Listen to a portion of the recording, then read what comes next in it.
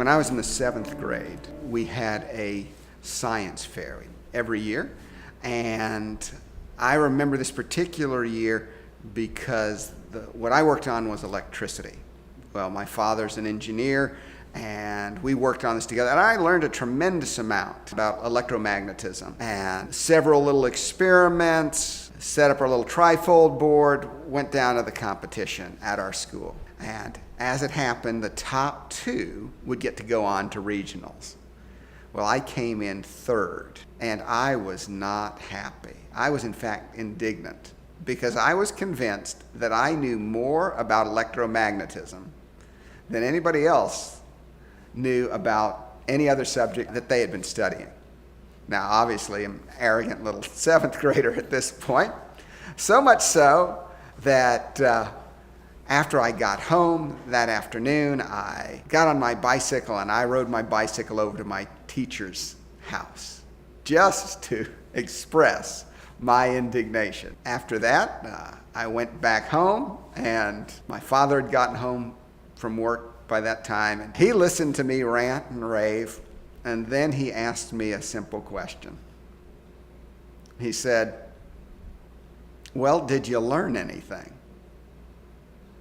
I said, "Oh yeah, I learned a tremendous amount. I learned I learned a tremendous amount."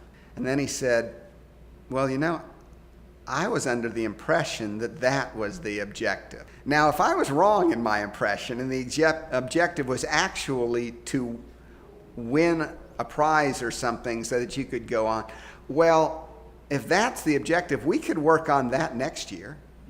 Next year, rather than learning being our objective, we could make our objective being impressive such that you could go on to the regionals. What do you think the goal should be? Well, end of case, next case, right? The issue was over. But often we don't see it as clearly as my father saw. Is the issue learning, or is the issue some sort of performance that would impress others?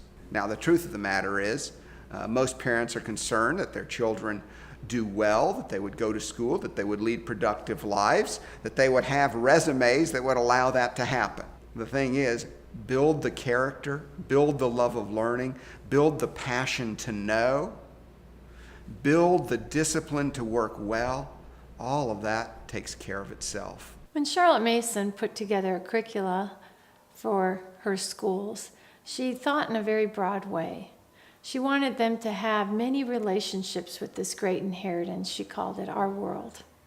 And so she had 16 to 17 different subjects in which the students were prepared for each year, and that they would grow in all these varied relationships. As these students encountered these relationships, they would grow in the knowledge of history, in the knowledge of God, in the knowledge of the universe, in the knowledge of humankind, in the knowledge of music and art, in the knowledge of conditioning, of how one's body could be exercised. And it was the hope thereby that they would have many relationships, therefore many choices to choose from as they grew older. Often what I had encountered in education, if you had an interest in something at a young age, that was the area you developed. But she thought otherwise. She thought it was important to give children many relationships at the very beginning of their years. Perhaps the most important thing I've learned is that we are shaped by relationships and the ideas that stand behind those relationships. That healthy living can only occur when there are healthy relationships and healthy ideas behind those relationships. As a school, we've got to be very intentional about the kinds of relations we're cultivating and the kinds of ideas that are seeding those relations. What are the classroom dynamics? What is the relationship between teacher, taught, and text? And how are the hearts and minds of children being shaped? All too often we think we just put children through a factory. If they learn their facts and pass their tests, all will be well. That might work if they were robots. It might work if persons were more like machines and just had blank slates in their brains and just processed data. But we live out of our hearts even more than we live out of our heads. And for an education to be a fruitful one that leads towards a full and meaningful life, we've got to be as intentional about the ways the heart is being shaped as we are intentional about the way the intellect is being shaped.